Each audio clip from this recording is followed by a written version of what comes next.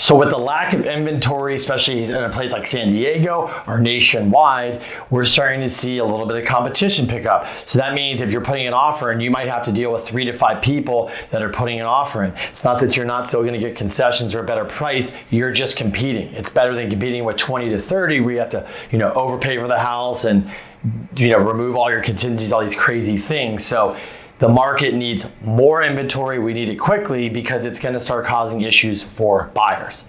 Hey guys, welcome back to another week, another episode of The Brief with your one and only Kenny Simpson. And this week, I wanted to talk about our Mr. Favorite guy in the room, Mr. Jerome Powell, AKA the man with the money and the man with the plan that seems to be changing. So I kind of thought this week, I'm like, man, I feel like Jerome Powell's being emotional. And what I mean is we're supposed to study the data, right? But the data clearly is showing that, yes, unemployment, it's still good. I mean, obviously, guys, we came out of a locked in our houses out of pandemic and everything opened up. And the government basically allowed you to just take your time getting back to get a job because we'll just give you money and we'll pay you to stay home and you don't have to pay your bills. And they made it really, really easy and really, really comfortable for a lot of us. So you didn't really have to work and you're like, why do I go work? And then you could work from home. And so all this stuff's changing. A lot of these companies now, especially 2023, even January, they were starting to require to go back to the office 2-3 days a week or 4 days a week, and it's going to ramp up. So the days from working from home aren't done, it's just coming to an end. And then, there are jobs. Obviously, when around the holidays, there's these part-time jobs and maybe some full-time jobs that get filled, and who knows if they're going to stay.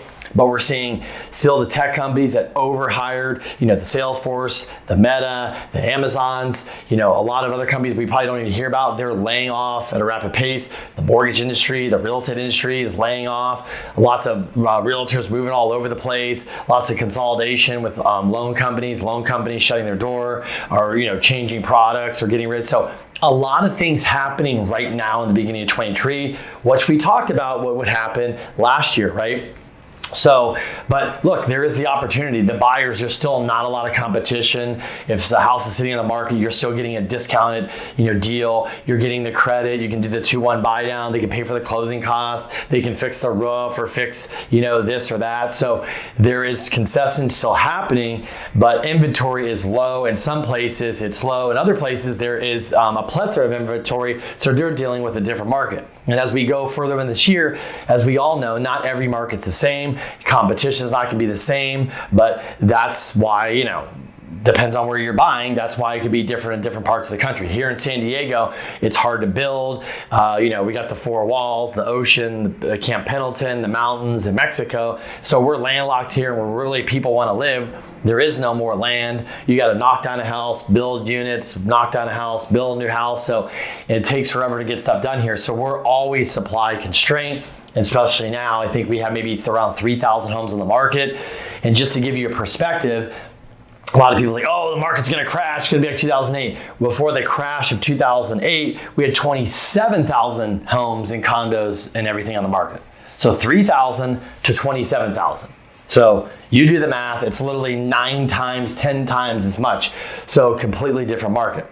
This week, I also want to talk about this week is what's going on in the mortgage industry, right? From last week, rates came down a little bit. Why is that? Well, the job numbers came in better, so the market started to crash and rates are going up. And then we got the other job number, which really Wall Street, we all cared about, was not just the job growth, right? Jobs, which was the wage growth. How is the wage growing with inflation? Well, that number was supposed to hit at least 0.4 to maybe 0.6. It came in at 0.3. Stock market rallied up Friday. You saw 700 points. The 10-year dropped about 20 basis points. The rates came back down. And so they're kind of hovering back down there. So the also thing we're talking about, Mr. Jerome Powell, where he's just not looking at data. He's really just worried about, I think, you saw Friday, right? I tell people, just look what happens when we get a little good news. Inflation saying it's going to come down, the stock market rallied 700 points. What if Jerome Powell came out and said, you know what, no more rate hikes, we're just going to go flat?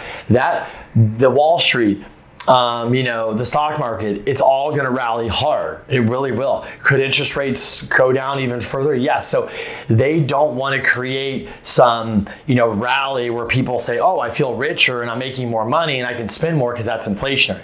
But still, we all know by now, 3 years later, the inflation problem is not job growth. It's not if we get less jobs or more jobs. It's really not. The inflation problem really is inventory. It's supply chain issues. It's this whole thing. And yeah, you still go to restaurants, you go to hotels, you go to these different places. There's still not enough employees, right? They're still short staffed. I don't know where the hell everybody is. I don't know if you're working or not working, or you're retired or sitting at home. I don't know what people are doing, but they're still not fulfilling the job. So that's creating why am I saying this? Because this is creating all this extra headwind. It's creating extra problems. It's making Jerome Powell say, cool, well, I was going to maybe raise a quarter and a quarter. Maybe I'll do 100 basis points and I'm going to keep this, train going until June. And then we might go flat and then we might see a decrease. But remember, November 2021, the Fed came out and said, we're only going to raise 75 basis points, most likely. That was their radar. That was their guesstimate for 2022. Well, they raised a little bit more than 75 basis points. So that is, all these raises are starting to hit. They're starting to come in effect. And look, they raise way too far, way too much. They're going to go too far because they have to and because they can. They know it's easier to pull back the train, lower rates, buy mortgage-backed securities, drop the Fed's fund rate. They can do all that stuff. And they just want to make sure that inflation's under control, not remaining out of control.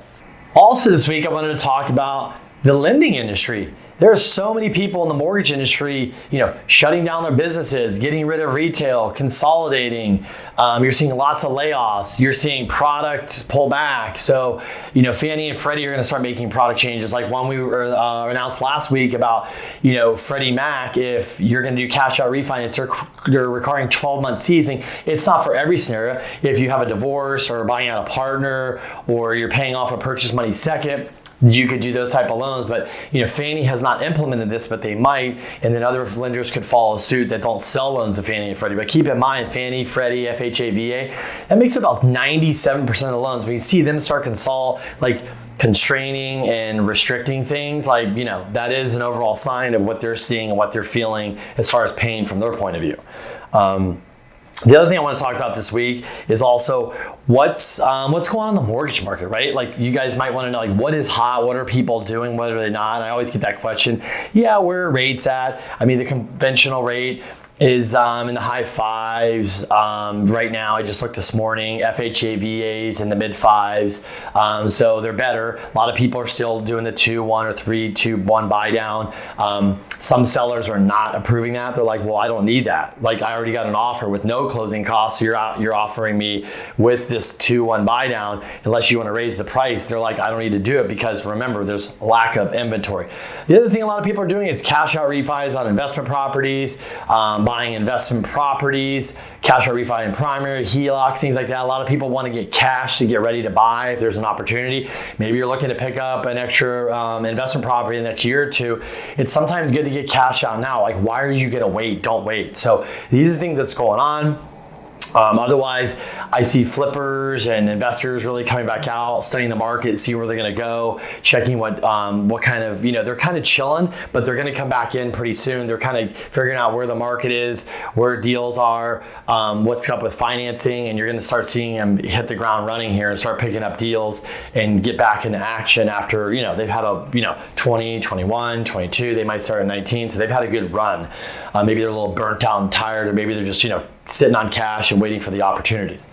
But otherwise, that's kind of it for this week, guys. Until next week, have a good week. We'll keep watching rates, inventory, but we really need that inventory to pick up. And just so you guys know, really the sweet spot we're looking at is 5% on the conventional mortgage, which is about 5.875, 5.99. So we need that rate to come out at one point. When that happens, we really feel like the market's really going to start picking up and moving. So if you're going to buy a place and you buy it now, you have less less competition. If you waited till rates are 5, I guarantee you, instead of the 3 to 5 people, it could be more like 10 to 15 people. And so you might get those concessions. You might not get that favorable price, but there's still going to be opportunity out there. Until then, have a great week.